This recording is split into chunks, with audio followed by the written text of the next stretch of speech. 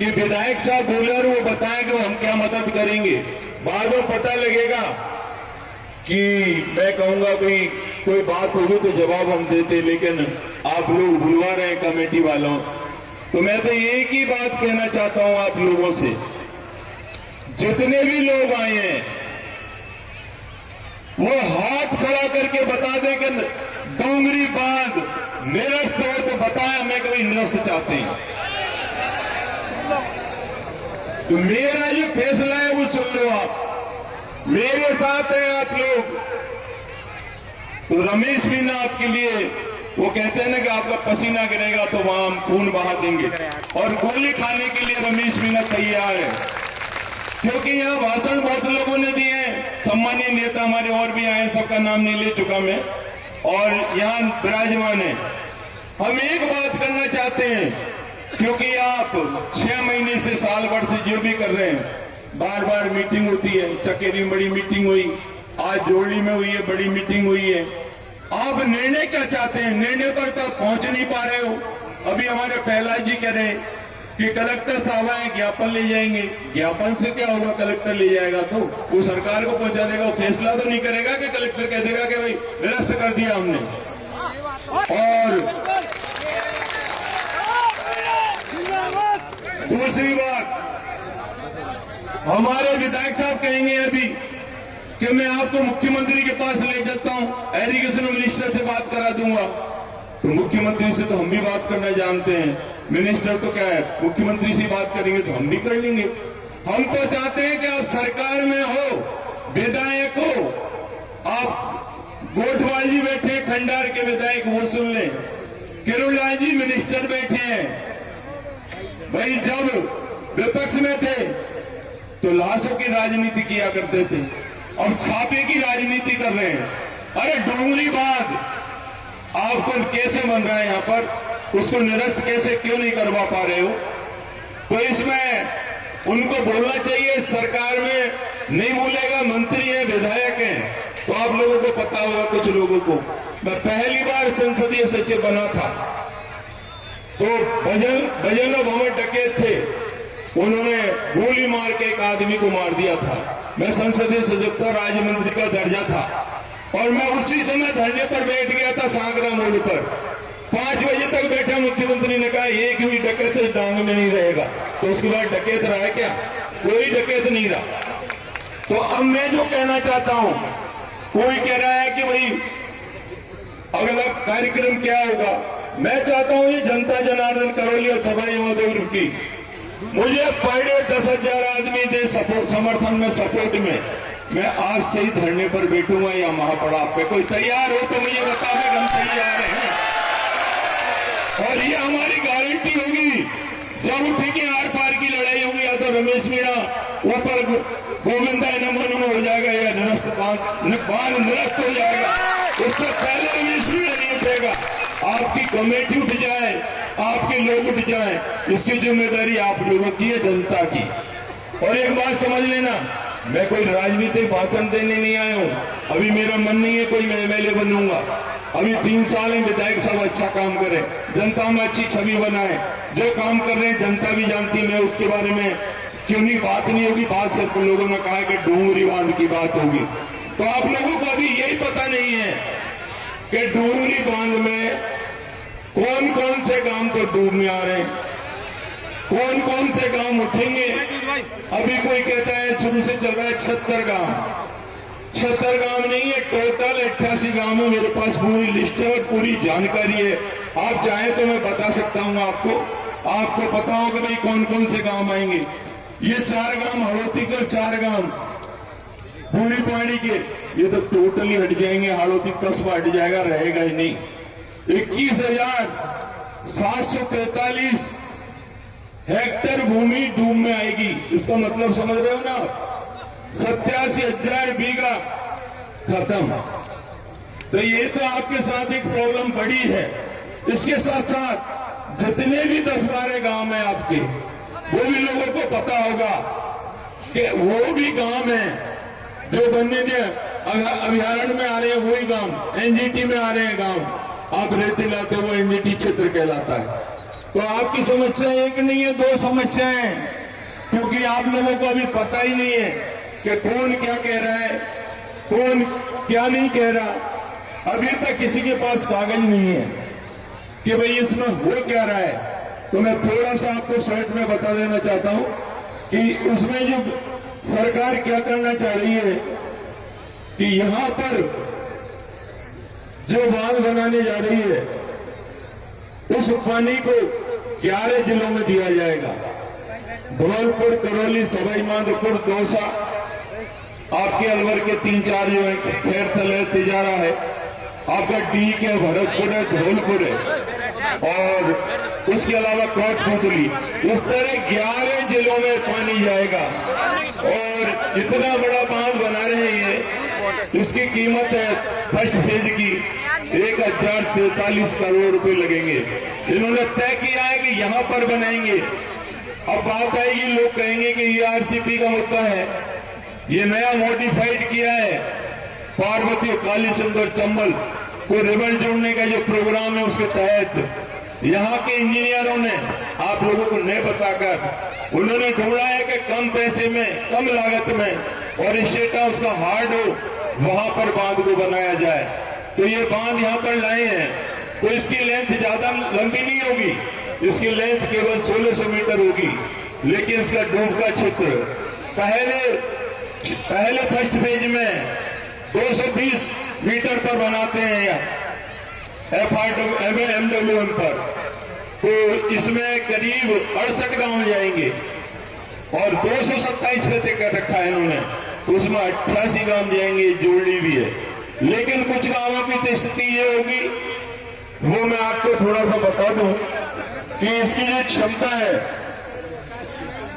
ये 1588 million cubic metre ये 227 metre पर, और इसमें जो जल संग्रह होगा वो जो बारिश का पानी है 45% पानी को रोका जाएगा और उसके बाद 11 जिलों को दिया जाएगा। मैंने एसीएस लेवल के अधिकारी से पूछा भाई कि पानी हमारा आप सिंचाई के लिए हमें दे रहे हो थोड़ा बहुत, हमारे तो पानी पहले ही वाटर लेवल खूब है, पानी की लेने की जरूरत नहीं है, हमारे पानी को बाहर दे रहे हो आप, तो ये ठीक नहीं है। हमारी जमीन जाएगी और सरकार आपसे वायदे करेगी और भी बहुत बातें होंगी कि तुम्हें मुआवजा मिल जाएगा। तो जितना हमें नुकसान होगा उतना मुआवजा सरकार देगी भी नहीं, दे भी नहीं सकती। तो इसका खामियाजा किसी भी तरह की भरपाई नहीं हो सकती। इसका एक ही बात है, अगर आप संकल्प करो और इस धरती मां की कसम खाओ कि हम लड़ाई आर पार की लड़ेंगे, हमें किसी कलेक्टर को नहीं बुलाना है, हम बात करेंगे कमेटी के लोग तो मुख्यमंत्री से भी मिलेंगे, कलेक्टर तो आ जाएगा, कलेक्टर बड़ी बात नहीं है, ज्ञापन देने से कुछ नहीं होगा भाई। मैं तो चाहता हूं कि यहां महापड़ाव यहां हो जाए, उसके बाद कमेटी तय कर ले कि 2-3 दिन बाद, 4 दिन बाद इस पड़ाव को हम नई जगह पे रखें, क्योंकि अभी जोड़ने वालों ने टेम्परेरी व्यवस्था की है, तो इसकी व्यवस्था आगे हो जाए और वहां पर हम धरना दें, क्योंकि हमारी प्राइमरी स्टेज गांधीवादी तरीके से हमें धरना देना होगा, ताकत को दिखाना होगा।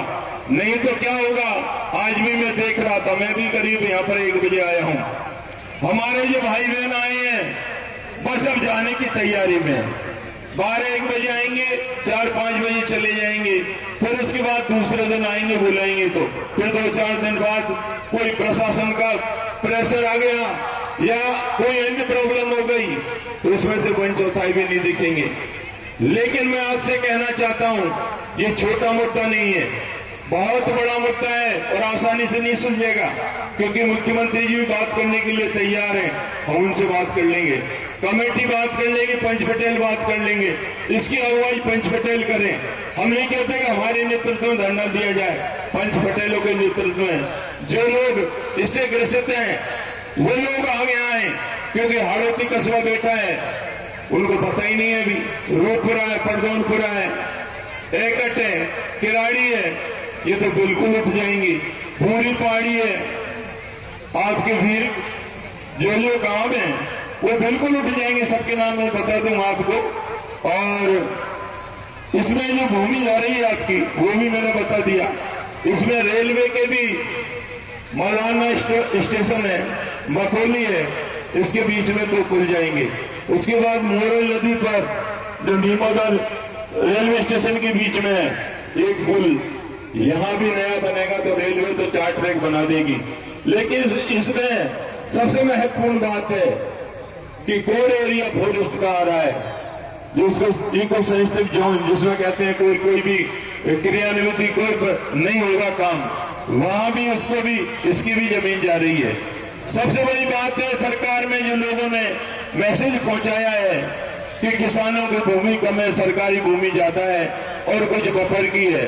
और दूसरी बात ये सामने आई है कि इसका विरोध, तो आप कान खोल के सुन लें सब लोग, कि इसका विरोध किसान नहीं कर रहे हैं। ऊपर जो बात पहुंचाई गई है कि इसका जो बजरी माफिया है, बजरी वाले नहीं चाहते।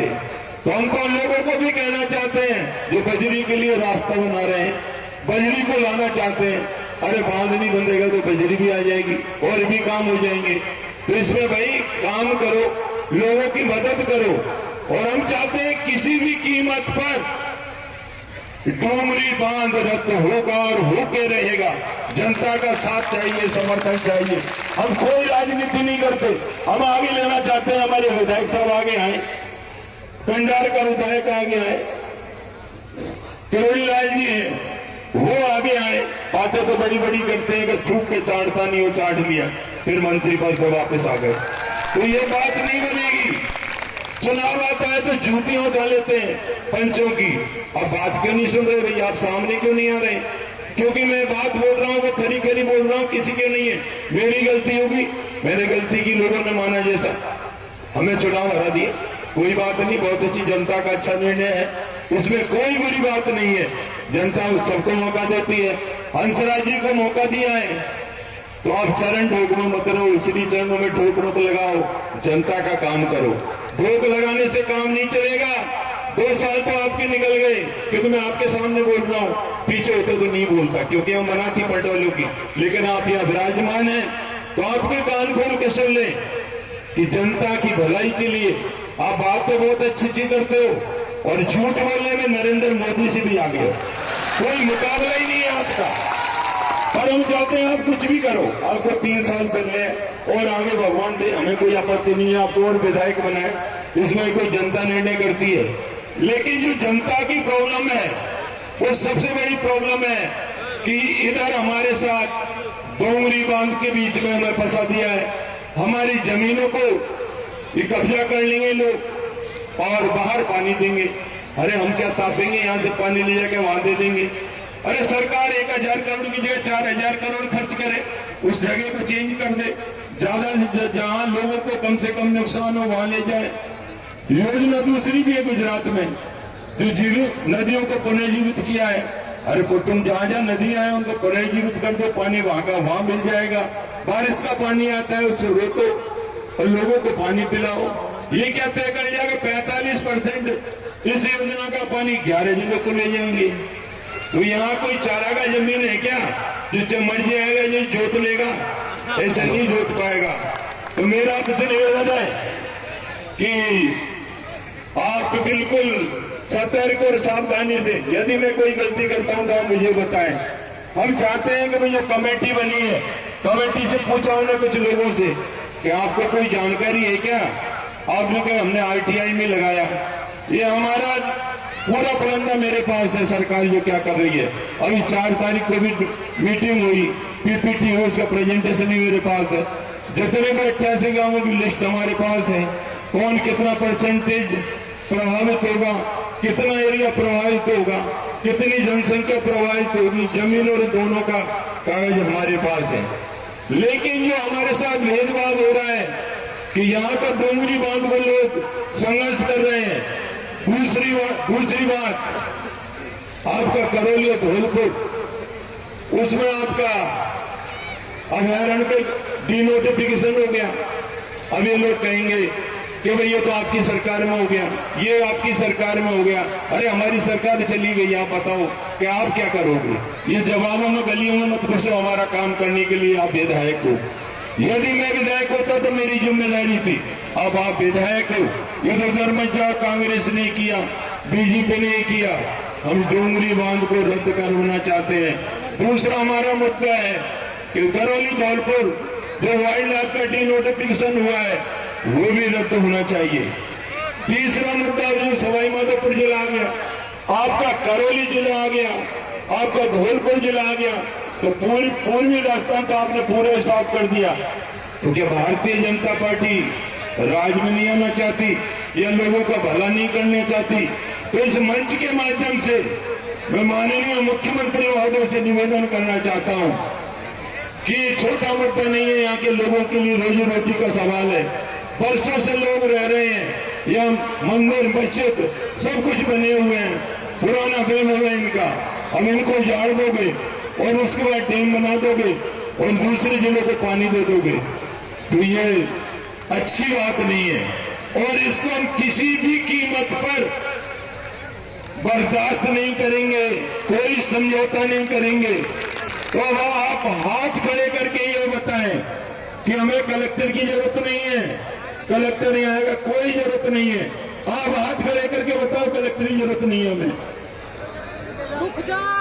तो केवल डोंगरी बांध रद्द के आदेश, चाहे विधायक ले आए, चाहे कलेक्टर ले आए, चाहे मंत्री ले आए, हमें बता दे कि हमने रद्द करवा दिया है, तो उसका स्वागत और सम्मान और उसको बहुत बहुत धन्यवाद देंगे। हम एक ही बात चाहते हैं, दूसरी बात नहीं चाहते। तो मैं आप लोगों से निवेदन करना चाहता हूँ, ये पर्ची लेके खड़े हैं, पर्ची हमारे नेता बोलेंगे, बैठे हैं, नरेश जी हैं और भी टिकैत जी हैं, अपनी बात कर लेंगे। लेकिन मूल, क्योंकि ये लोग हमारे सम्मानीय आए, आप लोगों ने बुलाए, बहुत अच्छी बात है, लेकिन लड़ाई तो तुम्हें लड़नी पड़ेगी। मुझे भी कह दोगे मैं कल आ जाऊंगा, जब बुलाऊंगा, जब मैं जिंदा मुर्दा तुम्हारे लिए दफन हो जाऊंगा, बातों से कोई काम नहीं चलेगा। यहाँ पर आंदोलन करना होगा, यही महापड़ाव डालना होगा। अगर मिलने चाहते हो तो, और नहीं चाहते तो मुख्यमंत्री से मिल लो, प्रधानमंत्री से मिल लो।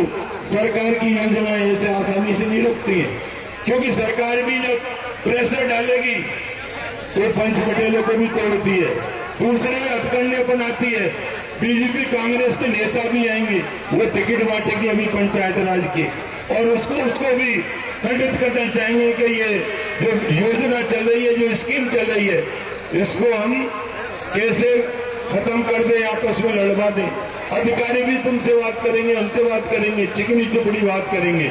तो ये बड़ा निर्णय लेने का समय है। अब मैं थोड़ा सा आपको बता दूंगा, अगर समय है तो, कि कितने काम जाएंगे, नहीं लोगों को पता नहीं है। तो भाषण देना है तो, अगर नहीं बोलना है तो रख दो, मैं आप कहो तो नहीं बोलो भाई, बता दो। अरे यार बोल बात नहीं यार, तुम बोल बात यार, और लोगों को भी दिलाना सर, थोड़ा समय का प्लीज। भाई भाषण दिलवाने के लिए जोड़ने के लोगों ने बुलवाया तो भाषण दिलवा लो। हम काम की बात करने आए हैं कि हमारे साथ जो माननीय अच्छा भाषण दे लेंगे सब, लेकिन काम तो ये धरने पर, प्रदर्शन पर, और यहाँ से जो लंबी लड़ाई लड़ेंगे, क्योंकि मूवमेंट यहाँ मंच पे नहीं बनेगा। मैं कह दूंगा ऐसा करना वैसा करना, ये तो बैठ कर तय करेंगे कि हम कहाँ पर आंदोलन करेंगे और कैसे करेंगे और कैसे इस रण को हमें जीतना है। तो आसानी से नहीं होगा काम, और बिना नेता के आप जितने भी पटेल हैं कमेटियां बना लो। मैंने पूछा सबसे कि जानकारी है कि नहीं है साहब, आरटीआई सूचना लगाई नहीं मिली है साहब। तो जब लड़ाई कैसे लड़ोगे आप? लड़ाई तो तभी लड़ी जाएगी चाहे हंसराज जी तैयार हैं आपके साथ, आपका मुद्दा सुलझाते हैं, हम गांव में घर बैठ जाएंगे, हमें बुला लेना कि भाई आप आ जाओ और हमारी लड़ाई में शामिल हो जाओ। मैं तो यही चाहता हूं कि जनता चाहती है, ये गांव 10-15 गांव है जो बिल्कुल उठ जाएंगे, इनको कोई खाने को अनाज नहीं मिलेगा, तो बहुत बड़ी दिक्कत हो जाएगी। तो यदि मन में आपके में सब राजी हो, कमेटी राजी हो, जनता राजी हो, तो हम धरने पर यही आज ही बैठने को तैयार हैं। और लोग अभी से जाने लगे, भैया देख लो, तो ये धरना कैसे चलेगा बताओ आप? क्या करना है, कौन क्या बोलेगा, क्या भाषण देगा? तो मैं ये कहना चाहता हूँ, अगली मीटिंग होगी, आप हमें बुलाएं, धरने पर बैठना है तो आज ही कपड़े लेके तैयार होके आए हैं, करने के लिए वो तैयार बैठे हैं। तैयार हो तो बता देना यहीं बैठे हैं, हम जाएंगे नहीं। अगला लगता जो भी हो आप बता दें। बोलना ओम प्रकाश जी। और बोलो भाई जो भी है, हमारी बात पूरी नहीं, पूरी बात आप चाहेंगे तो सुन लेना। हाँ जी। बहुत